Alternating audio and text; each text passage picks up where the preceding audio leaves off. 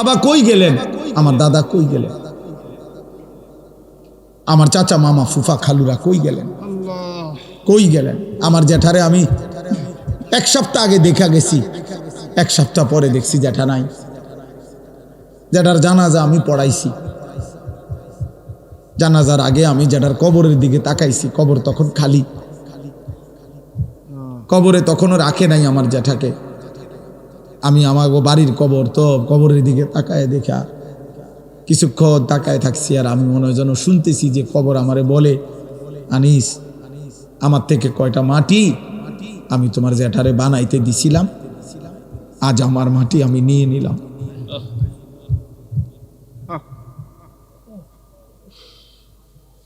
আজ আমি আমার মাটি আমি নিয়ে নিলাম। হুজুর বলতেছিলেন আমার আব্বারে দেখছেন, মহব্বত করতেন। আমার আব্বা এমন সুন্দর সাজতেন, লম্বা সুন্দর সুপুরুষ ছিলেন। আমার বাবা, আমার আব্বা ছিলেন।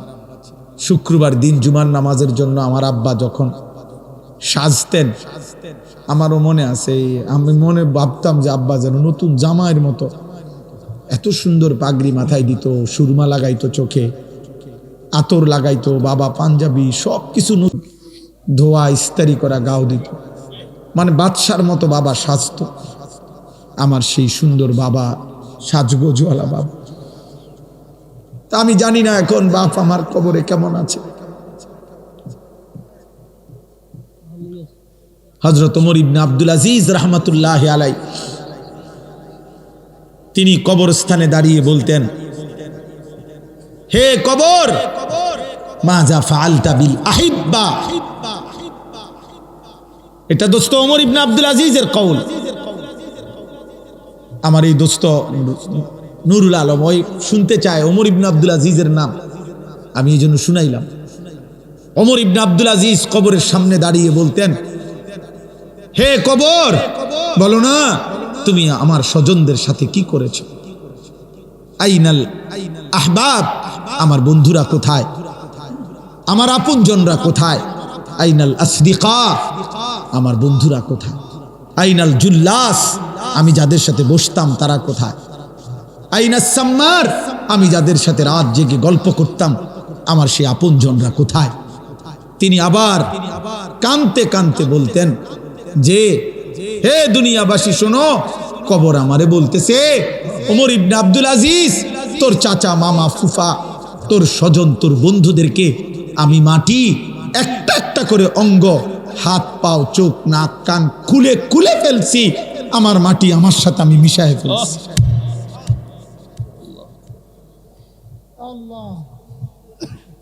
আমার মাটি আমি আমার সাথে মিশায় ফেলছি।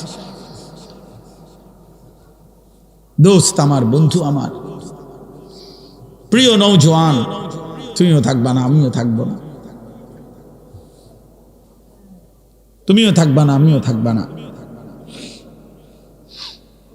উনিও ছিলেন না, এখন নাই। আল্লাহ তাআলা বলেন, শুনেন, এই মৃত্যুর দৃশ্য, আল্লাহর সামনে দাঁড়াবার দৃশ্য, মৃত্যুর মুহূর্তের স্মৃতি অবস্থা আল্লাহ তাআলা এখানে তুলে ধরছেন। এই জায়গা বড় সাংঘাতিক। আমার একজন আপনজন, আমার বিবির বড় ভাই মাওলানা মুফতি উসমান গনি 2-3 দিন আগে আমার সাথে সফরে ছিলেন উত্তরবঙ্গ। তো এক জায়গায় ফজরের নামাজ পড়াইছে এই 2 দিন আগে। তো ফজরের নামাজে উনি এই আয়াতের এই সাইডটা পড়ছে। উনি যে সময় পড়ছে নামাজে, তখনই আমার কলিজা ছিঁড়ে গেছে যে হায় মালিক, আপনি কি বললেন?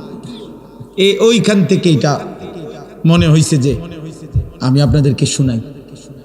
আল্লাহ তাআলা বলেন, কুল, হে নবী আপনি বলুন, ইয়াতাওয়াফাকুম মালাকুল মাউতিল্লাযী ওয়াক্কিলা বিকুম, আমি আল্লাহর পক্ষ থেকে আমি যেই ফেরেশতা মালাকুল মউত আজরাইলকে দায়িত্ব দিয়েছি, সেই ফেরেশতা মালাকুল মউত আজরাইল তোমাদের প্রত্যেককেই নির্দিষ্ট সময়ে মৃত্যু দিয়ে দিবে। ইয়াতাওয়াফাকুম, তোমাদের মৃত্যু ঘটাবে, তোমাদের জান কবজ করবে আমার হুকুমে। ঠিক ওই টাইমে আমি রব ফয়সালা দেই, যেই টাইম আল্লাযী ওয়াক্কিলা বিকুম, আমি যাকে তোমাদের মৃত্যু জান কবজের জন্য দায়িত্ব দিয়েছিলাম সে তোমাদের মৃত্যু ঘটাবে। আমি একটু ব্যাখ্যা করব, আগে তরজমা বলি।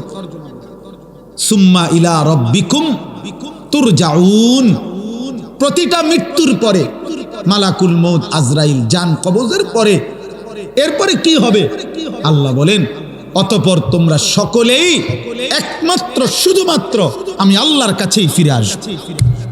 ধনী হও গরিব হও, সুস্থ হও অসুস্থ হও, সম্পদশালী হও আর দুর্বল হও, গ্রামের হও আর শহরের হও, বোঝো বা না বোঝো, ইমানদার হও আর বেঈমান হও, আমার কাছে ফিরতে হবে। কার কাছে?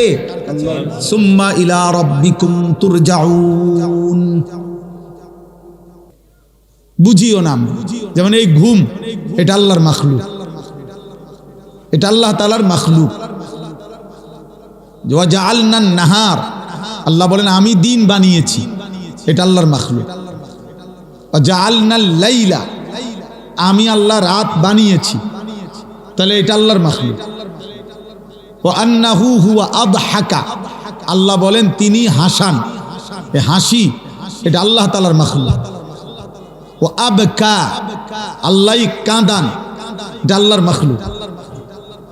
তাহলে আমরা আল্লাহর মাখলুক কোনটা কিরকম কেমন সবটা বুঝিও না, বুঝিও না। এই জন্য বাপ, প্রিয় ভাই নওজোয়ান, সবাই মিলে মহব্বতের সাথে আন্তরিকতা নিয়ে আল্লাহর কথা শুনলে বরকত হবে। একজন পরম শ্রদ্ধেয় জনাব হযরত মাওলানা গিয়াসউদ্দিন সাহেব আমাদেরও অনেক মহব্বতের ছিলেন। এক কথায় আমাদের সমগোত্রীয় মানুষ ছিলেন। আমরা যেমন আল্লাহর দয়ায় দুই চার শব্দ রবের কথা বলার সুযোগ আল্লাহ দিছেন, তিনিও জীবিত থাকাকালীন আজীবন আল্লাহর কথা বলে বেড়াইছেন। আমি নিজেও ওনাকে বহু মাহফিলে দেখছি, ওয়াজের সূত্রেই ওনার সাথে আমার পরিচয় ছিল। এই ওয়াজ করতে গিয়ে ওনার সাথে আমার পরিচয় ছিল। ওনার ছেলে মাওলানা রহমতুল্লাহ আমার মাদ্রাসার উস্তাদ এবং আমাদের মাদ্রাসার শিক্ষা বিভাগীয় পরিচালক, নাজেমে তালিমাত। আলহামদুলিল্লাহ পুরা মাদ্রাসার 500 ছাত্র, 34 জন শিক্ষক কর্মচারী, পড়ালেখার সমস্ত বিষয় এই মাওলানাই সামলায় মাদ্রাসা। তো এই মাওলানা আমি ওনাকে নিছিয়ে ওনারে বাবার পরিচয়, উনি শুধু বলছেন আমার একটা ছেলে দারুল আরকাম মাদ্রাসা থেকে ফারেগ হয়েছে, হুজুর তার জন্য একটা খেদমত দেখে। তা আমি বললাম যে আর কোথায় পড়ছে? বলছে যে আমার হাফেজ মাওলানা আবু হানিফ ভাই রসুলপুর মাদ্রাসায় পড়ছে। আবু হানিফ ভাই তো আবু হানিফ ভাই, আমার দোস্ত। এই জন্য দোস্তরে জিগাইছি, দোস্ত বলছে কোনো কথা নাই। আমিও বলছি আর কোনো কথা নাই। আলহামদুলিল্লাহ আল্লাহর দয়ায় জিন্দেগির প্রথম খেদমত আমাদের মাদ্রাসায় এখনো করছে। এই জন্য ভাই সবাই মিলে, একজন প্রিয় মানুষ তিনি ছিলেন, আপনাদের ভালোবাসার মানুষ ছিলেন। আমরা জানাজার সময়ও ছিলাম এবং গত বছরের মাহফিলও আমরা ছিলাম। আল্লাহ তাআলা আমাদের সবাইকে ঈমান আমলের জীবন দান করেন। একজন নেককার বাবা, নেককার সন্তান হওয়া সবটাই আল্লাহ তাআলার দয়া। একজন উপযুক্ত বাবা পাওয়া এটাও বহুত বড় নিয়ামত, এটাও বহুত বড় নিয়ামত। কত বাবা জানে না তার সন্তান কিভাবে গড়তে হয়, কত মা জানে না তার সন্তান কিভাবে গড়তে হয়। হাদিসের মধ্যে আছে, আল্লাহর নবী সাল্লাল্লাহু আলাইহি সাল্লাম বলেন, প্রত্যেকটি মানব সন্তান আল্লাহকে মানার পরিপূর্ণ যোগ্যতা নিয়ে ভূমিষ্ঠ হয়। মা মিন মাউলুদিন ইল্লা ইউলাদু আলাল ফিতরা, প্রতিটি মানব সন্তান সৃষ্টিগতভাবে আল্লাহর সমস্ত হুকুম মানার যোগ্যতা আল্লাহ তার শরীরের মধ্যে দিয়ে দেয়। কোরআনে আল্লাহ বলেন, ফিতরাতাল্লাহিল্লাতী ফাতারান নাস আলাইহা। এই ছেলে, কথা বললে উঠাই দেবো, এবার একদম সাবধান। একটা ছেলে কথা বললে উঠাই দেবো। সোজা, এই ছেলে সোজা করো, সোজা করো। ফাইজলামি করতে বসছে এখানে, সোজা হয় বাচ্চা, সোজা হবে না। এখানে মস্কারি করতে বসছে, ওর গায়ে শুইলা কেন? তোমার শোয়া দরকার, তুমি ঘরে যাও। জি, থামাইতে হবে, কাবজাব না থামাইলে আমি বলতে পারি না। তাহলে এই জন্য বললাম, আল্লাহ তাআলা বলেন আমি আল্লাহ সৃষ্টিগতভাবে আমাকে মানার যোগ্যতা দিয়ে সৃষ্টি করেছি, এবং আল্লাহ বলেন মৃত্যু পর্যন্ত আমি আল্লাহ বান্দার এই যোগ্যতা কখনোই তার থেকে সরাই না। লা তাবদীল লি খালকিল্লাহ, মানে 90 বছর পরেও যদি কোন নাফরমান পাপী আল্লাহকে ডাকতে চায়, হতে পারে গত 90 বছর কোনোদিন সেজদা দেয় নাই, 90 বছর পরে মনে করেন কালেমা পড়ছে, তো আল্লাহ তাআলা বলেন আজও যদি চায় আমি আজই তাকে সেজদার তৌফিক দিয়ে দেব। মানে আমি সৃষ্টিগত এই যোগ্যতা কি করি না, সরাই না, কখনোই সরাই না, আমি নষ্ট করি না তার। যে কোনো সময় বান্দা চাইলে আমার গোলামি করতে পারে, কারণ আমিটা তার শরীরের মধ্যে সৃষ্টিগতভাবে আমাকে মানার, আমার গোলামি করার, আমাকে রুকু করার, সেজদা করার তৌফিক যোগ্যতা আমি দিয়েছি। যালিকা দ্বীনুল কাইয়্যিম, এটা আমার অকাট্য বিধান, এটা আমার চূড়ান্ত ফয়সালা, এটা বদলাবে না। তো বলতেছিলাম রাসূলুল্লাহ সাল্লাল্লাহু আলাইহি সাল্লাম বলছেন, তাহলে সৃষ্টিগত এই যোগ্যতা নষ্ট করলো কে? এই মানুষটা কুফরি করে কেন এখন? এই মানুষটা এখন শিরিক করে কেন? তাহলে এই মানুষটা এখন মূর্তি পূজা করে কেন? আল্লাহ তো তাকে সৃষ্টিগতভাবে যোগ্যতাই দিয়েছিলেন। আখরাজাকুম মিন বুতুনি উম্মাহাতিকুম লা তা'লামুনা শাইআন। কোরআনে আল্লাহ বলেন আল্লাহ তোমাদেরকে মায়ের পেট থেকে বের করে এনেছেন এই অবস্থায় যখন তোমরা কিছুই জানতে না, কিছুই জানতে না। আমি দিয়েছি তোমাদেরকে সব। দুনিয়ার থেকে জন্মের পরে পৃথিবীর কারো কাছ থেকে তোমার জ্ঞান আসে নাই, আমি দিছি। সমস্ত কিছু আমি তোমার মধ্যে দিয়ে রাখছি। আ'তা কুল্লা শাইইন খালকাহু সুম্মা হাদা। আল্লাহ বলেন প্রত্যেক মানুষকে সৃষ্টি আমি করেছি, অতঃপর প্রত্যেক সৃষ্টিকে তার চলার পথের জন্য যে পরিমাণ দিক নির্দেশনা দরকার সেটা আমিই দিয়েছি। এক কুকুর কেমনে বুঝে লাঠি আলগি দিলে ওই চলে যায় কেমনে? ও কেমনে বুঝে এটা দিয়ে আঘাত করলে ও ব্যথা পাবে, ও ক্ষতিগ্রস্ত হবে? ওটা কুত্তায় বুঝলো কেমনে? ও তো কোথাও পড়ে নাই, কোথাও পড়ে নাই। তাহলে একটা জানোয়ারও তো তার প্রয়োজন পরিমাণ বুঝ আল্লাহ তাকে দিয়েছে। আল্লাহ বলেন আমি দিয়েছি, আমি দিয়েছি, যার যেটুকু লাগবে ততটুকু আমি দিছি। এজন্য সৃষ্টিগতভাবে কোরআনে আছে ইন্না খালাকনাল ইনসানা মিন নুতফাতিন আমশাজ। আল্লাহ বলেন একটি বীর্যের ফোঁটা থেকে, স্বামী স্ত্রীর বীর্যের ফোঁটা থেকে আমি আল্লাহ মানুষকে সৃষ্টি করেছি, নাবতালিহি পরীক্ষা করার জন্য। ফাজাআল দুনিয়ায় মানে তার আমল, তার ঈমান আমল পরীক্ষার জন্য। তো আল্লাহকে যদি বলি আল্লাহ পরীক্ষার জন্য আপনি কি কি দিবেন? ফাজআলনাহু সামিআন বাসীরা, আমি কান, চোখ, সারা অঙ্গ আমি আল্লাহ পরীক্ষায় উত্তীর্ণ হওয়ার মতো যোগ্যতা দিয়েই সাজিয়েছি। আবার আল্লাহ বলেন ইন্না হাদাইনাহুস সাবিলা, আমি আল্লাহ শুধু অঙ্গ প্রত্যঙ্গ দিয়ে ছেড়ে দেই নাই, আমি আবার কোনটা কল্যাণ কোনটা অকল্যাণ, কোনটা ন্যায় কোনটা অন্যায়, কোনটা জান্নাত কোনটা জাহান্নাম, আমি আল্লাহ তাআলা তা বুঝাবার জন্য আমার পক্ষ থেকে পথ রাস্তা আমি বলে দিয়েছি দুই ভাবে। এক, আমি আমার পক্ষ থেকে মনোনীত বান্দা, কখনো নবী, কখনো রাসূল, কখনো উলামা, সাহাবা এইভাবে পাঠিয়েছি। আর সাথে সাথে আসমানি কিতাব দিয়ে হেদায়েত দিয়েছি। আমি সব ইন্তজাম ক্লিয়ার রাখছি, সব ব্যবস্থাপনা রাখছি। শরীরের মধ্যে আমাকে মানার যোগ্যতা দিয়েছি। আমার এই কথাটা বুঝছেন? আল্লাহ আমাদেরকে আল্লাহর হুকুম মানার শারীরিক কি দিয়েছেন? যোগ্যতা দিয়েছেন। আবার সাথে সাথে বুঝাইয়া বলার জন্য, কি করতে হবে তা বলার জন্য, বুঝানোর জন্য দুটা জিনিস দিছেন। একটা হলো মানুষ, মানে নবী রাসূল উলামা উনাদেরকে দিছেন, আরটা হলো কিতাব, আসমানি কিতাব দিছেন। তো এরপরে তাকে নষ্ট করে কে? তারে বিপদগামী করলো কে? সবকিছু থাকার পরেও আল্লাহর কিতাব আছে, বুঝানোর মতো মৌলানা আছে, ওলামা আছে, শরীরের মধ্যে রুকু করার সেজদা করার যোগ্যতা আমাদের শরীরে আছে কিনা বলে? একটা কোমর যদি না বাঁকা হয়, নাই বাঁকা হইতো তো আল্লাহ রুকু করতে বলতো? সেজদা আমরা যে করতে চাইলে আমাদের সেজদা করার যোগ্যতা আছে আমাদের শরীরে? কথা বলে না? আছে?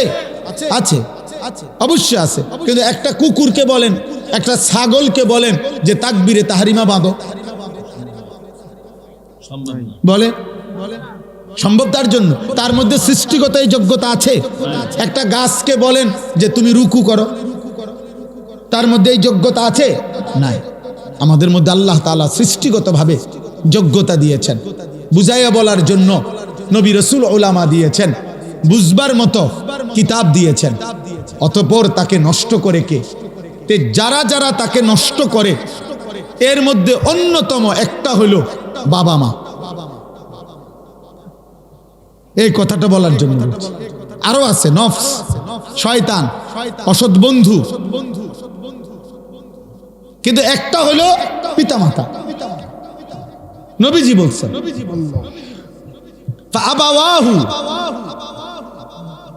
ফাআবাওয়াহু, সরাসরি হাদিস। আল্লাহর নবী বলেন আমার এই সৃষ্টিগত আমাকে মানার যোগ্যতাটা নষ্ট করে দিল কে? নবীজি বলেন তার বাবা মা। তার বাবা মা ইউহাব্বিদানিহি, তাকে ইহুদি বানিয়ে দিল, আও ইউনাসসিরানিহি, তাকে খ্রিস্টান বানিয়ে দিল, আও ইউমাজ্জিসানিহি, তাকে অগ্নি পূজক বানিয়ে দিল। আপনার ঘরে হিন্দি সিরিয়াল চলে, আপনার ঘরের টেলিভিশনের মধ্যে হিন্দি সিনেমা চলে। হিন্দি সিনেমার প্রত্যেকটার মধ্যে দুইটা জিনিসকে বিশেষভাবে দেখানো হয়। এক জিনিস মনে রাখবেন, হিন্দি সিনেমার মধ্যে অগণিত হিন্দি ছবির মধ্যে অহরহ হিন্দুদের ধর্মীয় পূজা অর্চনা, উপাসনা, মূর্তির দেবতার পূজা। তাইলে আপনার মুসলমানের মা, মুসলমানের ঘরওয়ালা বাবা, সে তার ছেলে মেয়ের জন্য যা ইন্তজাম করলো, সে প্রকাশ্যে ঘরের মধ্যে দেখে মূর্তি পূজার মহড়া।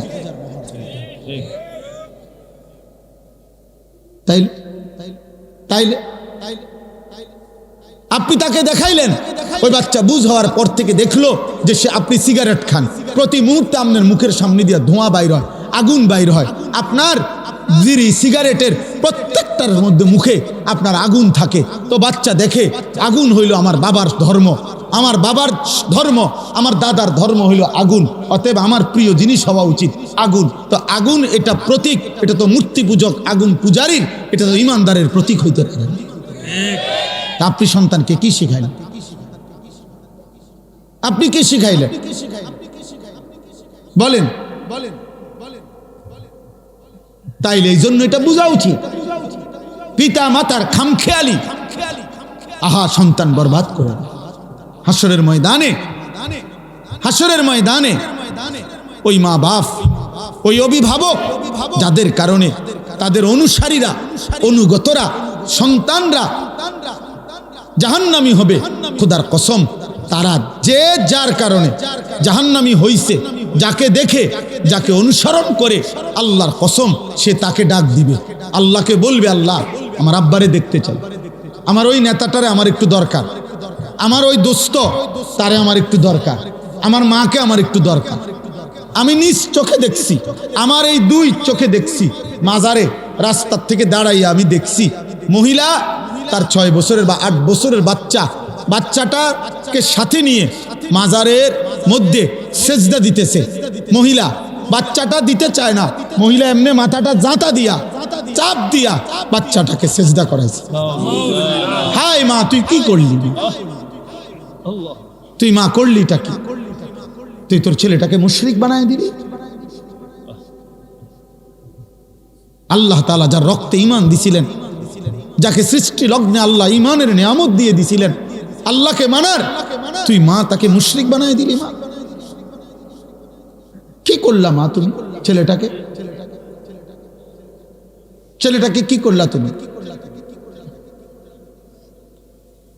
তুমি সুদের টাকা নিয়ে ছেলে মানুষ করছেন কেন? আপনি বুঝের ছেলে বুঝে না। বর্তমান সময়টা তো এমন, এখন আরো বেশি। 4 বছরের বাচ্চা যা বুঝে, আগের দিনে 40 বছরের ব্যাড হইতো এত বুঝতো না। 5 বছরের বাচ্চা পৃথিবী এখন যা বুঝে, 50 বছরের বুড়া বিয়া দুনিয়া এত বুঝে না, দুনিয়া এত বুঝে না। অতএব আমাদের এই সচেতনতা ভীষণ দরকার। আপনারা গ্রামের মানুষ বলে, আপনারা গ্রামের মানুষ এই সমস্ত নয়সয় কথা বলে খামখেয়ালি করেন না বাপ। আমি অনুরোধ করছি, আমি অনুরোধ করছি, এই বাপ গ্রামে থাকেন আর শহরে থাকেন, সম্পদ কম থাকুক আর না থাকুক, অভাবে থাকেন আর প্রাচুর্যে থাকেন, মৃত্যু আসবেই, কবরে যেতে হবেই, আখেরাতে মুখোমুখি আল্লাহর হতে হবেই, আল্লাহর মুখোমুখি হতে হবেই, মালাকুল মউত আমাদেরকে নিয়ে যাবেই। এই আমি আপনাদের সামনে কোরআনুল কারীমের যে আয়াতগুলো পড়ছি, এই আয়াতগুলো আমি একটু ব্যাখ্যা পরে করতেছি, আগে তর্জমাটা শুধু শোনেন, তাইলে আপনি বুঝবেন। শুধু অনুবাদটা শোনেন আল্লাহ কি বলেন। আমি এখানে 21 নম্বর পারা কোরআনুল কারীমের 32 নম্বর সূরা, এই সূরাটার নাম সূরা সাজদা। এই যে আমরা যে সেজদা দেই, বুঝেন নাই, এই সূরার নামই সেজদা। এই সূরার 4টা আয়াত, 11, 12, 13, 14, এই 4টি আয়াত পড়ছি এই মাত্র শুরুতে। আগে 4টা আয়াতের তর্জমা শুনেন। এই 4টা আয়াতে আল্লাহ তাআলা কি বলতেছেন শুনতেছেন আপনারা সবাই?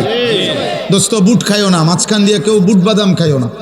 আমি অনুরোধ করছি, চলে গেলে আমি বললাম কোনো অসুবিধা নাই, তুমি চলে যাও, যার অসুবিধা হয় চলে গেলে আমার কোনো আপত্তি নেই, কিন্তু শুনলে, বসলে মনোযোগ দিয়ে শুনলে ভালো।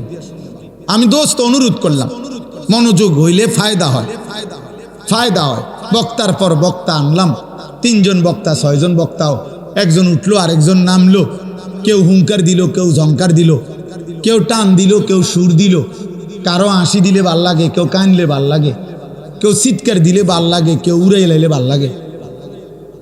এই সমস্ত দিয়ে হবে না আব্বা, এর কোনো ফায়দা নাই, কোনো ফায়দা নাই, এটা কোনো বিষয় না বাবা। বিষয় হলো আমি উপলব্ধি, আত্ম উপলব্ধি।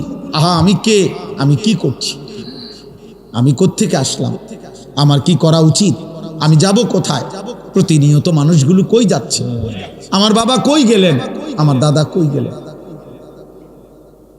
আমার চাচা মামা ফুফা খালুরা কই গেলেন, কই গেলেন। আমার জ্যাঠারে আমি 1 সপ্তাহ আগে দেখা গেছি, 1 সপ্তাহ পরে দেখছি জ্যাঠা নাই। জ্যাঠার জানাজা আমি পড়াইছি, জানাজার আগে আমি জ্যাঠার কবরের দিকে তাকাইছি, কবর তখন খালি, কবরে তখনও রাখে নাই আমার জ্যাঠাকে। আমি আমার বাড়ির কবর, তো কবরের দিকে তাকায় দেখা কিছুক্ষণ তাকায় থাকছি, আর আমি মনে হয় যেন শুনতেছি যে কবর আমারে বলে, আনিস, আমার থেকে কয়টা মাটি আমি তোমার জ্যাঠারে বানাইতে দিছিলাম, আজ আমার মাটি আমি নিয়ে নিলাম।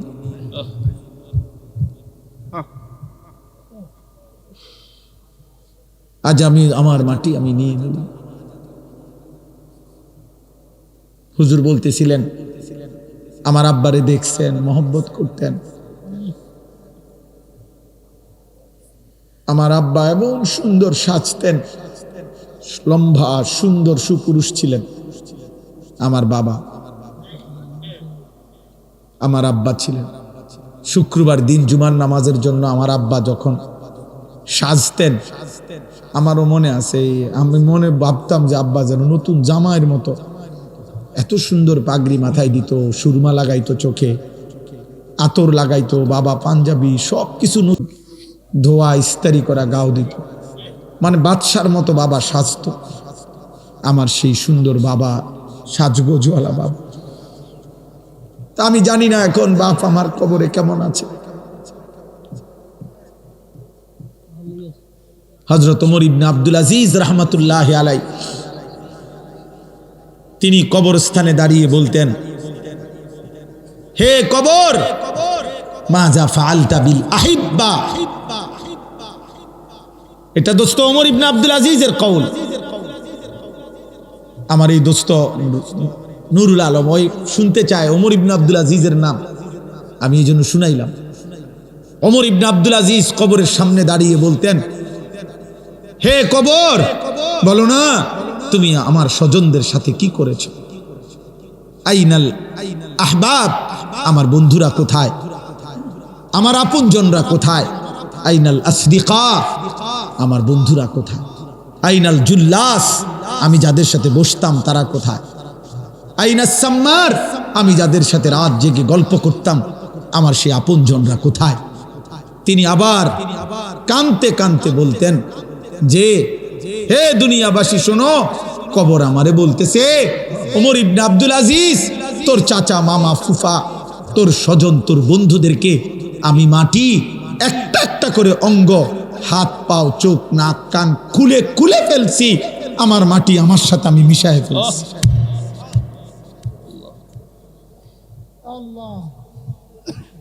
আমার মাটি আমি আমার সাথে মিশায় ফেলছি।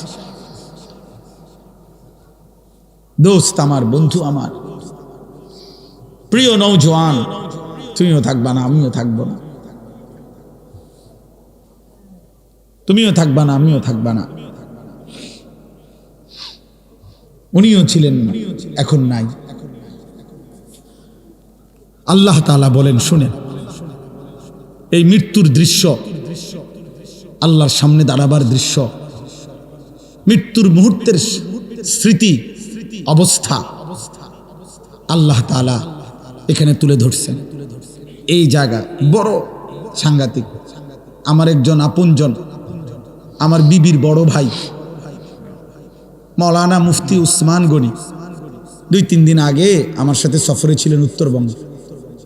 তো এক জায়গায় ফজরের নামাজ পড়াইছে এই 2 দিন আগে। তো ফজরের নামাজে উনি এই আয়াতের এই সাইডটা পড়ছে। উনি যে সময় পড়ছে নামাজে, তখনই আমার কলিজা ছিঁড়ে গেছে যে হায় মালিক, আপনি কি বললেন? ওইখান থেকে এটা মনে হয়েছে যে আমি আপনাদেরকে শুনাই।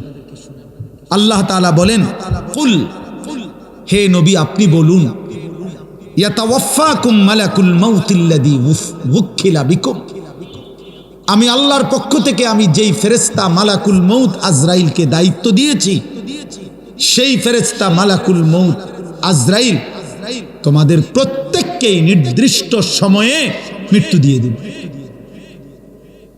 ইয়াতাওয়াফাকুম, তোমাদের মৃত্যু ঘটাবে, তোমাদের জান কবজ করবে আমার হুকুমে।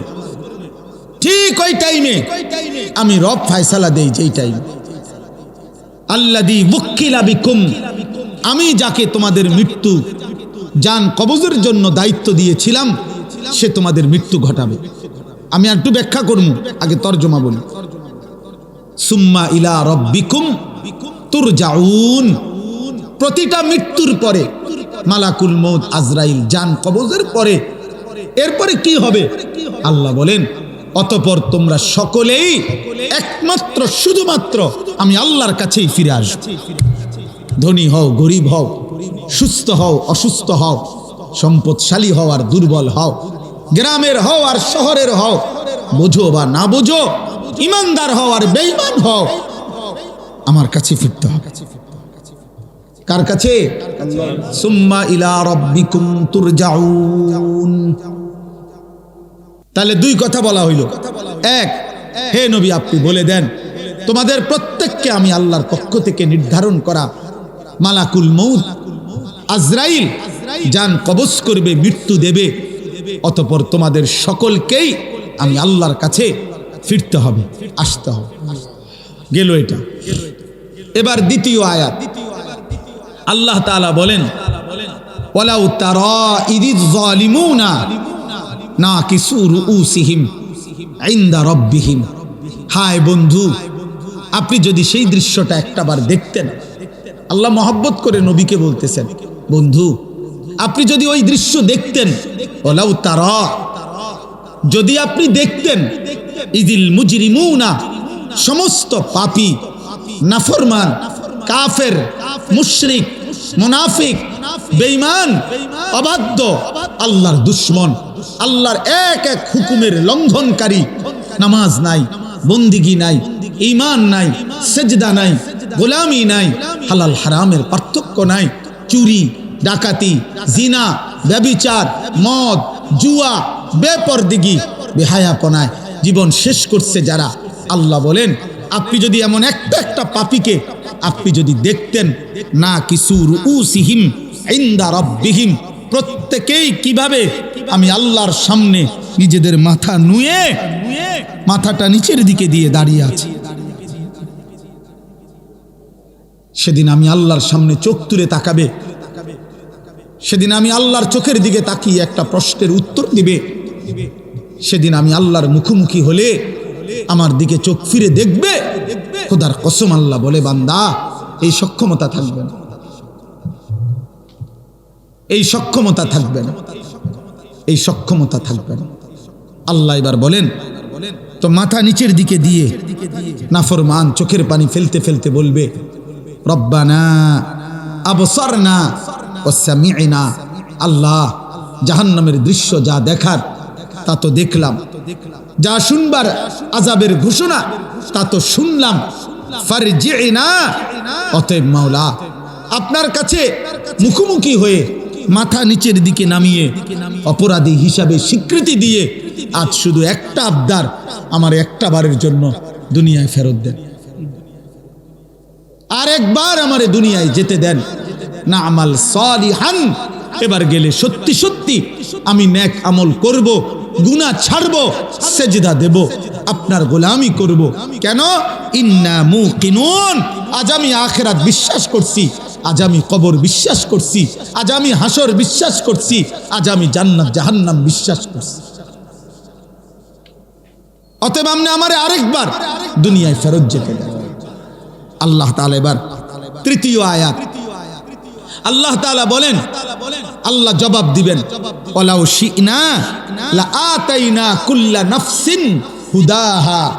আল্লাহ বলেন এই বান্দা, এই নাফরমান, তুমি জানো আমি সেই আল্লাহ, আমি তো চাইলে প্রথমবারের দুনিয়াতেই তোমাদের সকলকে সেজদা দেওয়াইতে পারতাম, আমার গোলামি করাইতে পারতাম, আমার বন্দিগি তো আমি করাইতে পারতাম, আমি তো ক্ষমতাবান ছিলাম, আমি তো পারতাম, আমার এক সুতা নাফরমানি করে এক ঢোক পানি তো পান করতে পারতা না, আমি চাইলে আমার বিরোধিতা করে আমার হুকুমের লঙ্ঘন করে এক সেকেন্ড আমার নিঃশ্বাস নিতে পারতা না, হৃদয়ের স্পন্দন চলতো না, আমি তো পারতাম বান্দা, কিন্তু ওয়ালাকিন হাক্কাল কওলু মিন্নি, আমি আল্লাহর চূড়ান্ত ফয়সালা এটা, লা আমলা আন্না জাহান্নামা, আমি জাহান্নামকে পূর্ণ করব, মিনাল জিন্নাতি ওয়ান নাসি আজমাইন, অগণিত মানুষ এবং জিনের দ্বারা,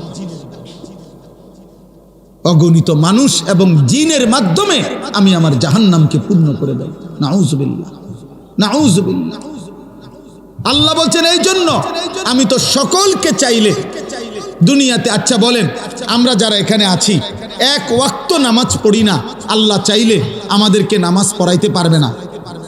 আমরা যারা আল্লাহর নাফরমানি করি, আমাদের আল্লাহ চাইলে আমাদেরকে আল্লাহর অনুগত বান্দা হিসাবে দুনিয়া চালাইতে পারবে না? আমরা আল্লাহ আমাদের সাথে কুলাবে না? কথা বলেন না কেন? আল্লাহ আমাদের সাথে পারবে না? আল্লাহ তাআলা বলেন ফাযুকু, এই দেখেন শেষ আয়াত, ফাযুকু বিমা নাসিতুম লিকা ইয়াউমিকুম হাদা। অতএব হে বান্দা, এটা সাংঘাতিক কথা, হে আমার নাফরমান বান্দা, জাহান্নামের আযাব ভোগ করো আজকে, নাসিতুম লিকা ইয়াউমিকুম হাদা, এই আখিরাত, এই পরকাল, এই হাসরের মাঠ তুমি দুনিয়ায় থাকতে ভুলে গিয়েছিলে। কত লক্ষবার তোমার কাছে আমি পৌঁছাইছি, কত ইমাম, কত আলেম, কত ওয়াইস, কত আউলিয়া, কত পীর, কত বুজুর্গ, আল্লাহর প্রিয় বান্দা চোখের পানি ফেলে ফেলে তোমারে বলছিল, তুমি টোটালি আখিরাত ভুলে গেছো, গুনার নাফরমানির উৎসব করছো, গুনার নাফরমানির জোয়ার উঠায় দিছো। তুমি যেমন সেদিন দুনিয়ায় থাকতে আজকের আখিরাতকে ভুলে গিয়েছো। আল্লাহ বলেন ইন্না নাসিনাকুম, আজ আমি আল্লাহ তোকে ভুলে গেলাম, আজ আমি তোকে ভুলে গেলাম। অতএব দেখি এবার তোর কোন বাপ তোরে বাঁচায়। এবার তুমি বলো বান্দা, তোমার কোন বাপ তোমাকে বাঁচাবে? আল্লাহ বলেন ফাযুকু ওয়াযুকু আযাবাল খুলদি বিমা কুনতুম তা'মালুন। অতএব তোমার সারা জীবনের যা কর্ম, পাপ, নাফরমানি, তোমার কুফর, তোমার শিরিক, তোমার নেফাক, তোমার গুনাহ, তোমার নাফরমানির বদলায় আজ তুমি চিরস্থায়ী আযাব জাহান্নাম ভোগ করো। নাউযুবিল্লাহ। আমার ভাই, এবার ছোট্ট দুইটা কথা, এই তরজমা শেষ। আমি যেহেতু রাত হয়েছে এই জন্য লম্বা করতে চাচ্ছি না, একসাথে আমি তরজমা বলে দিলাম। তাহলে এই আয়াতের মূল বক্তব্য কি? মূল বক্তব্য হলো, প্রথম কথা হলো মালাকুল মউত আজরাইল আমাদের প্রত্যেকের জান কবজ করবে কিনা বলে। রাসূলুল্লাহ সাল্লাল্লাহু আলাইহি ওয়াসাল্লাম ওনার কাছে আজরাইল নিজে শুনাইছে, ইয়া রাসূলুল্লাহ, এই পৃথিবীর প্রত্যেকটি মানুষ আমার সামনে, একজন মানুষের সামনে একটি থালার মধ্যে তার সব আইটেমের তরকারি সহ তার খাবার যেমন তার চোখের সামনে থাকে, এই কায়নাতের সমস্ত ইনসানের রূহটা আমি আজরাইল মালাকুল মউতের সামনে ঠিক এরকম একটি প্লেটের মতো সামনে। আর আল্লাহ যখনই হুকুম করে আমি তৎক্ষণাৎ আমার প্লেটের সামনে থেকে খাবার যেরকম তুলে নেই, আমি ওইরকম ওই প্রাণীর, ওই মানুষটার আমি আল্লাহ তাআলা হুকুমে আমি তৎক্ষণাৎ রূহটা কবজ করব। এটা আল্লাহ নবী সাল্লাল্লাহু আলাইহি ওয়াসাল্লাম বলেছেন। দুই নম্বরে আল্লাহ নবী সাল্লাল্লাহু আলাইহি ওয়াসাল্লাম বলেন, হে আমার উম্মত, মালাকুল মউত আজরাইল প্রত্যেক মানুষের কাছে যখন জান কবজ করতে আসে, এই জান কবজ করতে আসলে আজরাইল কারো কাছে তাকে না দেখাইয়া জান কবজ করে না। প্রত্যেক ইমানদার হোক নাফরমান হোক, আজরাইল আগে আইসা দাঁড়ায়, এরপরে জান কবজ করে।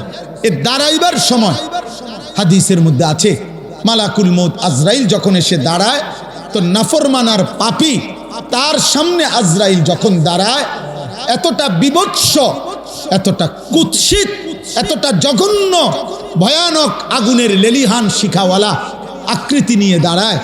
তাফসীরে আছে, ইব্রাহিম আলাইহিস সালাম জীবনে একবার আজরাইলের নাফরমানের সামনে কেমনে দাঁড়ায় এই আকৃতিটা একবার দেখতে চাইছিলেন। আজরাইল দেখাইছেন, ইব্রাহিম আলাইহিস সালাম চিৎকার করে বেহুশ হয়ে গেছেন। আর হুঁশ আসার পরে ইব্রাহিম নবী বলছেন, হে মালাকুল মউত, খোদার কসম, জাহান্নামের আযাব লাগবে না, কবরের আযাব লাগবে না। তুমি মালাকুল মউতের এই ভয়ঙ্কর দৃশ্য কোন নাফরমান পাপী, কোন মুশরিক বেঈমান একবার দেখলেই তার সারা জিন্দেগীর গুনার শাস্তির জন্য এটাই যথেষ্ট, এটাই যথেষ্ট, এটাই যথেষ্ট। আজকে যুবক ভাই, আজকে বয়স্ক বাবা, আপনারা আমরা সবাই খামখেয়ালি করছেন। আমার কাছে কিতাব আছে, কিতাবে লিখছে ঈসা আলাইহিস সালাম নূহ নবীর একজন বংশধরকে কবর থেকে উঠাইছিলেন। কবর থেকে উঠাবার পরে ঈসা নবী উনার বংশধরকে জিজ্ঞেস করছে, হে নূহ নবীর বংশধর, আপনি দুনিয়ার মধ্যে কতদিন হায়াত পাইছেন? তখন ওই নূহ নবীর বংশধর বলছে 450 বছর। তখন ঈসা আলাইহিস সালাম জিজ্ঞেস করছে, এই 450 বছরের ভিতরে আপনার চুল দাড়ি সাদা হইছে কোন দিন, কত বছর বয়সে? নূহ আলাইহিস সালামের বংশধর বলছে, হে ঈসা নবী, আল্লাহর কসম 450 বছর পর্যন্ত আমার একদিন, এক সেকেন্ডের জন্য চুল দাড়ি কোনোদিন সাদা হয় নাই। 450 বছরই কালো ছিল। কিন্তু খোদার কসম, মালাকুল মউত আজরাইল যখন জান কবজ করে, জান কবজের ওই কয়েক সেকেন্ড রূহ কবজ করার কষ্ট আর যন্ত্রণায় আমার 450 বছরের কালো চুল দাড়ি নিমিষেই সাদা হয়ে, নিমিষেই সাদা হয়ে।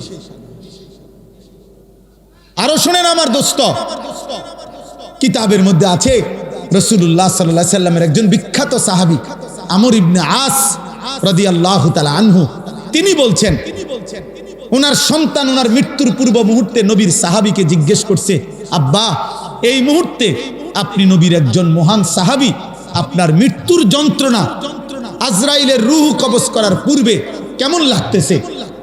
হযরত আমর ইবনে আস বলছে, ইয়া বুনাইয়া কাআন্না জিবালাদ দুনিয়া আলা সাদরি, হে আমার প্রিয় সন্তান, আমার মনে হইতেছে পৃথিবীর সবগুলো পাহাড় আমার বুকের উপরে চাপ দিয়ে রাখছে। পৃথিবীর সমস্ত পাহাড় আমার বুকে চাপ দিয়ে রাখছে। দোস্ত আমার, দোস্ত আমার, বন্ধু আমার, সাকরাতুল মউত, মৃত্যু যন্ত্রণা, মৃত্যু বড় ভয়ানক বিষয়, মৃত্যু বড় ভয়ানক বিষয়, মৃত্যু বড় ভয়ানক বিষয়। এই পৃথিবীতে মৃত্যুর ভাবনা, মৃত্যুর কথা যার স্মরণ থাকে না, মৃত্যুর কথা যার মনে নাই, তার জীবনটাই নাফরমানের জীবন হইতে পারে। কোন ইমানদার অথবা কোন বিবেকবান যে চোখের সামনে মৃত্যু দেখছে, সে অহংকার করে কেমন? যে চোখের সামনে অনিশ্চিত মৃত্যু দেখে, সে দুনিয়া নিয়া এত পাগল পারা হয় কেন? আল্লাহ বলেন আমার সামনে মাথা নুয়ে থাকবে আর বলবে আল্লাহ আমি সব দেখছি, জাহান্নামের আযাব দেখছি, আমার দুনিয়ায় ফেরত দেন। আল্লাহ বলবে না বান্দা, না বান্দা, আমার বাপ এত মৃত্যু, এত লাশ, এত মানুষের জানাজা দেখবার পরে এই ঈদগাহ মাঠে কত মানুষের জানাজা হয় না? কথা বলেন না? আপনাদের কবরস্থান নাই? এখানে একজন মানুষ আছেন যে কোনোদিন কবর দেখেন নাই? বলে না ভাই? একজন মানুষ আছে যে কখনো লাশ দেখে নাই, কোনো জানাজা পড়ে নাই? এত মৃত্যু, এত লাশ, এত জানাজা, আমাদের একটা বারও যদি আখিরাত মনে না করায়, এর কেমন শক্ত পাষাণ দিল হইল বাপ। এই যুবক ভাই, রাত অনেক হয়েছে আব্বা, তোমরা যে কয়জন আছো আমি হাত জোড় করে দোস্ত আমার বলি না বাপ, কেমনে তুমি এত মৃত্যু দেখে, তোমার পূর্বপুরুষের কেউ দুনিয়ায় নাই, তুমি এক ওয়াক্ত নামাজ পড়ো না, এত শক্ত, এত পাষাণ কেমনে হইল আব্বা? আরে আব্বা, দুনিয়ার মেম্বার, চেয়ারম্যান, দুনিয়ার কোন নেতা মেতার বিরোধিতা করিলে হইতে পারে সাময়িক কিছু যন্ত্রণা হইতে পারে, পেরেশানি হইতে পারে, কিন্তু এত বড় সৃষ্টিকর্তার নাফরমানি করে যাবা কোথায়? যাবা কোথায় বাপ? একটা ছেলে বলো, একজন বাবা বলেন আজকে 30 বছর যারা সুদ খাইতেছেন, প্রতিদিন যাদের ঘরে রঙিন টেলিভিশন চলে, যাদের স্ত্রী ছেলে মেয়ে নামাজ পড়ে না, আপনি বলেন না আব্বা এগুলা কি গুনাহ না? কথা বলেন না কেন? তো এই গুনার কি কোনো আখিরাতে হিসাব হবে না? আমার বাপ, কোরআনুল কারীমের মধ্যে আছে একজন নাফরমান মোট 3 বার আল্লাহর কাছে আবার দুনিয়ায় ফেরত আসতে চাইবে। খোদার কসম 3 বারই আল্লাহ বলবেন না না না বান্দা। একবার যখন জান কবজের সময় হয়, আজরাইলের ভয়ানক এই বিভৎস কুৎসিত চেহারা দেখে নাফরমান চিৎকার দিয়া বলবে, পৃথিবীবাসী শুনবে না। আল্লাহ বলছে, নাফরমান বলবে রব্বির জিউন, আল্লাহ দুনিয়ায় আর কিছুদিন থাকতে দেন, নেকামল করব। আল্লাহ বলবেন না। আরেকবার হাসরের ময়দানে খোদার কসম ফেরেশতারা, তাফসীরের মধ্যে আছে, কোরআনে আছে, ওয়াজিআ ইয়াউমাইদিন বিজাহান্নাম, 70,000 আগুনের শিকল দিয়া বাইদা ফেরেশতারা জাহান্নামকে টেনে হাসরের ময়দানে এনে দাঁড় করাবে। এই হাসরের ময়দানে যখন জাহান্নামের দিকে এক নজর তাকাবে, তখন জাহান্নামীর এই দৃশ্য দেখে জাহান্নামী নাফরমান চিৎকার দিয়া আল্লাহকে বলবে, আল্লাহ আমারে দুনিয়ায় ফেরত যেতে দেন। আল্লাহ বলবে না। এই দ্বিতীয়বার। আর তৃতীয়বার হলো যখন জাহান্নামীকে জাহান্নামে ফেলা হবে, প্রতি মুহূর্তে, প্রতি সেকেন্ড, রব্বে কাবার কসম, মিনিট মিনিট জাহান্নামী শুধু চিৎকারই করবে আর বলবে, আল্লাহ দুনিয়ায় ফেরত যেতে দেন, দুনিয়ায় ফেরত যেতে দেন, দুনিয়ায় ফেরত যেতে দেন। নেকামল করবো রে মাওলা, নেকামল করবো রে মাওলা, নেকামল করবো রে মাওলা। আল্লাহ বলবেন, আমি হায়াত দিছি তো বান্দা, আমি আমার প্রতিনিধি পাঠিয়েছি তো বান্দা, তুমি আমার কথা গুরুত্ব দাও নাই। এইভাবে বলতে বলতে কোরআনে আছে শেষ পর্যন্ত আল্লাহ, এটা মারাত্মক বিষয়, শেষ পর্যন্ত আল্লাহ একটা পর্যায়ে জাহান্নামীকে বলবে, ক্বাল আখসাউ ফীহা ওয়ালা তুকাল্লিমুন, আমার নাফরমান বান্দা আর একটা কথা বলবি না, তুই জাহান্নামে পড়ে থাক, আর কোনো শব্দ বের করবি না, আর মুক্তি চাইবি না দুনিয়া যাওয়ার জন্য, আর মুখ দিয়ে আর বলতেও পারবি না। এই আল্লাহ যখন বলবে ওয়ালা তুকাল্লিমুন, হে বান্দা আর কথা বলো না, খোদার কসম তাফসীর মাআরিফুল কোরআনে লিখছে, তখন জাহান্নামীর জবান দিয়া আর কোনো শব্দ বের হবে না।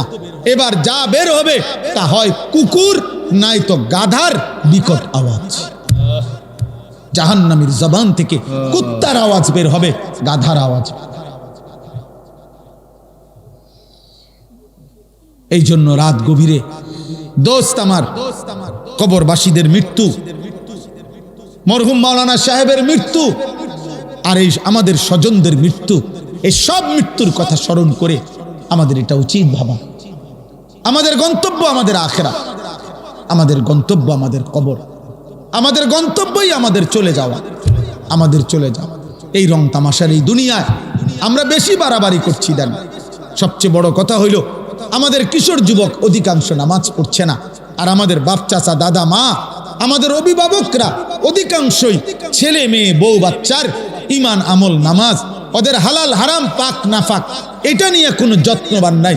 সবাই ব্যস্ত বিল্ডিং দালান ঘর বাড়ি সোফা খাট ফার্নিচার এই নিয়েই ব্যস্ত। আরে বাবা, আপনার ছেলে এক ওয়াক্ত নামাজ পড়ে না, কার লাগা বিল্ডিং বানাইতেছে? আপনার বিবি টোটালি পর্দা করে না, কার জন্য ঘর বানাইতেছে? কার জন্য ঘর বানাইতেছে? কার জন্য মাথার ঘাম পায়ে ফেলছে? বলেন বলেন, আপনারা বলেন। আল্লাহ তাআলা তো ওয়াদা দিছে, লা আমলা আন্না জাহান্নাম, আমি জাহান্নাম পূর্ণ করব মানুষ দিয়া, মানুষ দিয়া। কোরআনুল কারীমের মধ্যে আছে জাহান্নামের মধ্যে মানুষ ফেলবে আর আগুন আরো বাড়বে, আবার ফেলবে আগুন বাড়বে।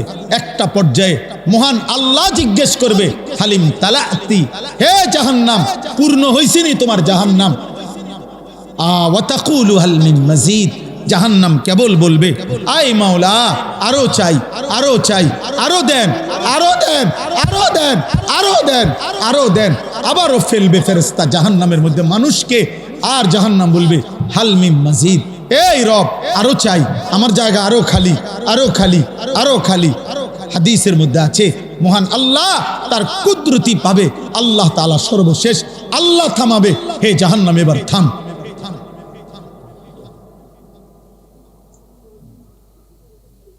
আফসোসের বিষয়, আফসোসের বিষয়। আপনি ভেবে দেখেন, আমরা কিতাবে পড়ছি, আমার কাছে এই কিতাব গাড়িতে আছে। একজন বড় বুজুর্গ ছিলেন আলী ইবনে ফুজাইল, এই মহান বুজুর্গ একদিন রাত্রিবেলা আল্লাহর কোরআন পড়তেছিলেন। তো পড়তে পড়তে হঠাৎ কোরআন শরীফের এই আয়াত পড়ছেন, ওয়াকিফুহুম ইন্নাহুম মাসউলুন। কিয়ামতের দিন আল্লাহ ফেরেশতাদেরকে বলবে, আমার বান্দাকে আমার সামনে এনে দাঁড় করাও, আমি আল্লাহ এখন তাকে জিজ্ঞেস করব। এই কথাইটা উনি যখন পড়তেছিলেন তাফসীরের মধ্যে, আরে ওই হাদিস কিতাবে আছে, উনি এত বেশিবার এই আয়াতিটা বারবার পড়তেছিলেন আর কাঁদতেছেন, আহা আল্লাহ জিজ্ঞেস করবে, আল্লাহ জিজ্ঞেস করবে, আল্লাহ জিজ্ঞেস করবে। একটু পরে ঘরওয়ালারা টের পাইছে উনি বেহুশ হয়ে গেছেন। এরপরে হাত দিয়ে দেখছে না, উনি মারাই গেছেন, মারাই গেছেন। এই এক কথা শুধু ভাবছেন, আহা আমার রব আমাকে জিজ্ঞেস করবে, আমি কি উত্তর দেব? আমার রব আমাকে জিজ্ঞেস করবে, আমার মালিক বলবে, আনিস 365 দিনে কোনো দিন ফজরের নামাজ পড়লা না? আমার ভোরের আলো তোমায় কখনো দেখলো না? প্রতিটা দিন সূর্যের আলো, এই ভোরবেলা যে আমি সূর্য উঠাইলাম তোমার জন্য উঠাইছিলাম। আমি তো আল্লাহ, সূর্য ছাড়াও আমি তো আছি, আমি তো তোমার জন্য ভোর এনেছিলাম, তুমি আমার সেজদা দিলা না? আমি তো তোমার জন্য রাত্র ডুবাইছিলাম, সূর্য অস্ত গিয়েছিল, তুমি মাগরিব পড়লা না? তুমি এশার নামাজ পড়লা না? কি উত্তর হবে আব্বা বলে? এজন্য আমি সব সময় বলি, ওই মৃত মানুষের রুহের মাগফিরাত এটার চাইতে বেশি দরকার আমাদের জীবিত মানুষের হেদায়েতের ফিকির। যে কবরে চলে গেছে তিনি তো চলেই গেছেন, উনি ওনার ভালো মন্দ নিয়া উনি তো কবরে চলেই গেছেন, উনি আর ফিরবেন না, আর সুযোগ হবে না। উনি হাজার বুঝলেও এই কবর থেকে চিৎকার করলেও উনি তো আর এই জমিনে আসবে না। কিন্তু আমরা তো এখনো বেঁচে আছি, আমাদের তো এখনো সুযোগ ছিল, আমরা তো পারতাম আজও আল্লাহকে সেজদা দিতে, আমরা তো পারতাম আল্লাহকে ডাকতে, পারতাম আল্লাহকে ডাকতে। অতএব এই রাত গভীরে আমার কথা আমি এতটুকুই আজকে বললাম, আমরা প্রত্যেকে ইনশাআল্লাহ নিজের আখিরাত, নিজের কবর, নিজের মৃত্যু, এই অনিবার্য বাস্তবতাকে আমরা স্মরণ করে আমরা আখিরাতকে, নিজের জীবনকে সাজাবার চেষ্টা করব। বলেন ইনশাআল্লাহ। যুবক ভাই, তোমরা ফজরের নামাজ পড়ো ভাই। প্রিয় ভাই, তোমাদের অনেক ছেলে আব্বা, চুল, চেহারা, লেবাস, পোশাক দেখলে বোঝা যায় শরীর নাফাক, পেশাব করে পানি নাও না, নারী ছবি, অস্থি দৃশ্য দেখে দেখে নিজেদের চেহারাটা নষ্ট করে ফেলছ। অনেক ছেলে তোমরা তোমাদের অল্প বয়সে চেহারা বুঝায় যা অনেক কালো হয়ে গেছে, চেহারার সৌন্দর্য নষ্ট হয়ে গেছে। চুলের পেখম দিয়া সুন্দর হয় না আব্বা, সেজদা দিয়ে সুন্দর হয়, সেজদা দিয়ে সুন্দর হয়, সেজদা দিয়ে সুন্দর হয়, সেজদা দিয়েই সুন্দর হয়। হ্যাঁ হ্যাঁ, আহা, আল্লাহ আমাদেরকে হেফাজত করেন, আল্লাহ আমাদেরকে হেফাজত করেন, আল্লাহ আমাদেরকে হেফাজত করেন। রব্বুল আলামিন এই কপাল আমাদের বানিয়েছেনই সেজদার জন্য। এই পৃথিবীর কোনো কাজে কপাল লাগে না। মানুষ হাত পাও, মানুষ চোখ কান, মানুষ নাক দিল দিমাগ দিয়া উপার্জনের বিভিন্ন কিছু করে রোজগারের জন্য, কিন্তু কপাল দিয়া কোনো কিছু ধাক্কায়ও না, আজ্ঞায়ও না। কপাল দিয়া কোনো কাজ, পৃথিবীর উপার্জনের কোনো কাজ কপাল দিয়ে হয় না। তাহলে কপাল আল্লাহ কেন বানাইলেন? রব্বুল আলামিন বলছে, বান্দা কপাল আমি শুধুই সেজদার জন্য বানাইছি, শুধু সেজদার। এটা আলাদা, স্পেশাল। আমি চাই তোমার কপাল নিচের দিকে নুইবে। তুমি যদি তোমার কপাল মাটির দিকে নাও, আমি আল্লাহ তোমার কপাল আরশে আজিমে নিয়ে আসবো। তুমি যাবা নিচের দিকে, আমি টেনে আনবো উপরের দিকে। এই জন্য বান্দা তো গেছে সেজদা দিতে নিচের দিকে, অথচ জান্নাত তো উপরের দিকে। বুঝেন নাই? জান্নাত কোথায়? 7 আসমানের ঊর্ধ্বে, জান্নাত উপরে। তো আমি দে সেজদা দিয়া যাই নিচে। আল্লাহ বলেন, হ্যাঁ তুমি নামো নিচে, আমি তুলবো তোমার এই জান্নাতে, আমি টেনে আনবো বান্দা, আমি টেনে আনবো। আর যদি তুমি নিজেই অহংকার করো, ঘাড় ফাঁক দাও, তুমি অহংকার করে মাথা সোজা করো যে কি হবে কার, কে কি করবে, আল্লাহ বলেন ওই অহংকারী ঘাড় আমি আল্লাহ নোয়াই দেব। এটাই আল্লাহ এখানে বলছেন, না কিছু রুউসিহিম, মাথা নোয়াইতে হবে, মাথা নোয়াইতে হবে। আল্লাহ তাআলা আমাদের প্রত্যেককে আখিরাতের ফিকির দান করেন। আজকে হযরত মাওলানা গিয়াসউদ্দিন সাহেব রাহিমাহুল্লাহ, ওনার এই স্মরণে এই মাহফিল, কবরবাসীদের রুহের মাগফিরাতে এই মাহফিলে আমার এটাই বক্তব্য। চলেন আমরা আমাদের এই মেহমানরা, আমাদের এই ভাইরা, আমরা প্রত্যেককেই আখিরাতকে মনে করব। বলেন ইনশাআল্লাহ, বলেন ইনশাআল্লাহ। আমরা মরবো তো আব্বা, জওয়ান ভাই বলো না, মরবা তো তোমরা সবাই। তাহলে সেজদা দাও, সেজদা। আল্লাহ বড়। এই আমার শেষ কথা ভাই, আল্লাহ কোন বান্দা সেজদা দিলে আল্লাহ সবচেয়ে বেশি খুশি হয়। আকরাব নবীজি বলছে, বান্দা আল্লাহর সবচেয়ে কাছে পৌঁছে যখন বান্দা সেজদা দেয়। এই জন্য আমার শায়েখ আল্লামা মুফতি মুশতাকুর নবী সাহেব বলে, বান্দা যখন সেজদা দেয় আল্লাহ তখন এরকম পিঠে মাথায় হাত বুলায় দেয়, হাত বুলায় দেয়, হাত বুলায় দেয়। আল্লাহ যেন কুদরতি হাত বুলিয়ে দেয় আর বলে, আনিস আচ্ছা আমার সেজদা দিছো, আমার কাছে আসছো, ঠিক আছে, ইরফা রাসাকা, মাথা তোলো বান্দা, বসো বসো। এবার বসাইয়া আল্লাহ নিজে সামনে আইনা আল্লাহ যেন সামনে রেখে বলে, আচ্ছা বান্দা বলো তো কিছু, আর কোনো কিছু বলার আছে তোমার? তো বান্দা বলে আত্তাহিয়াতু লিল্লাহ। আল্লাহ বলে, আচ্ছা আমার প্রশংসা করছো, মাশাআল্লাহ। এবার আর কিছু? এবার বলে আল্লাহুম্মা সাল্লি আলা মুহাম্মদ। আচ্ছা আমার বন্ধুর দুরূদ পড়ছো, খুশি হলাম। আর কিছু বলবা? তো এবার বান্দা বলে, মাওলা আমার মূল বিষয় হলো আমি আপনার সেজদা দিয়ে আপনার কাছে আসলাম, আপনার প্রশংসা আত্তাহিয়াতু বলে করলাম, আপনার বন্ধুর দুরূদ পড়লাম। মূল বক্তব্য হলো আল্লাহুম্মা ইন্নী যালামতু নাফসি যুলমান কাসীরা, আমি বড় বেশি নাফরমান মাওলা, আমার গুনাহ অনেক বেশি, আমি বেশি গুনাহ করে ফেলেছি।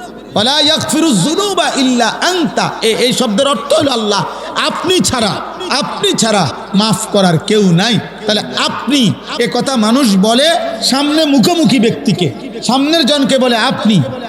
বোঝেন নাই আমার কথাটা? মানুষ তুমি বলে কাকে? সামনের লোককে আপনি বলে। তো বান্দা যেন আল্লাহর মুখোমুখি, এই জন্য আল্লাহকে বলে আপনি ছাড়া মাফ করার কেউ নাই। ফাগফিরলি মাগফিরাতাম মিন ইনদিকা, আপনার নিকট থেকে মাগফিরাত দিয়ে আমাকে আপনি মাফ করে দেন। ওয়ারহামনি, আপনি আমাকে রহম করেন। ইন্নাকা আনতা, নিশ্চয়ই আপনি গফুরুর রহিম, আপনি মাফ করে নেওয়ালা, দয়াবান।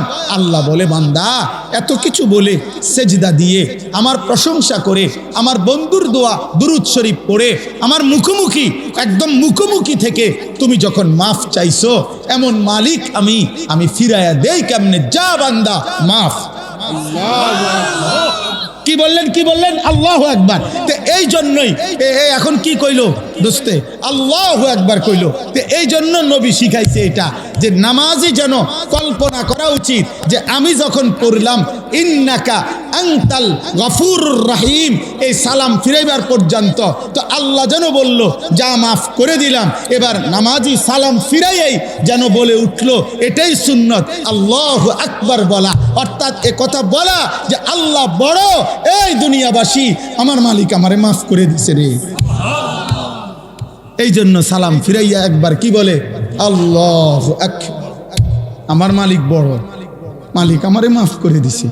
আমি মালিকের কাছে বসে কইছি আমারে মাফ করে দিত, আমার মালিক কইছে যা মাফ।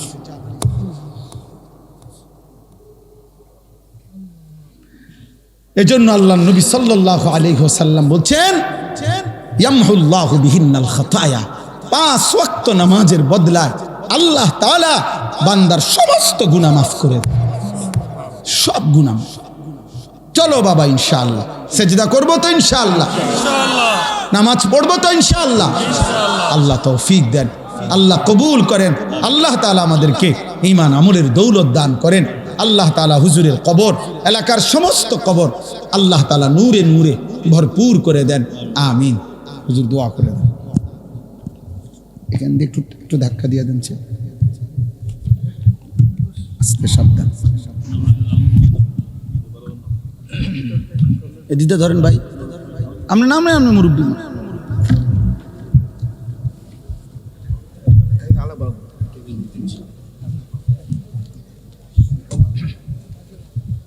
দোয়া করে যান, দোয়া করে যান। আমি সহ বলছি, দোয়া করে যান, দেরি হবে না, দোয়া করে যান। সংক্ষেপে আপনারা কেউ যায় না, আমি তো বুড়া মানুষ, আপনারা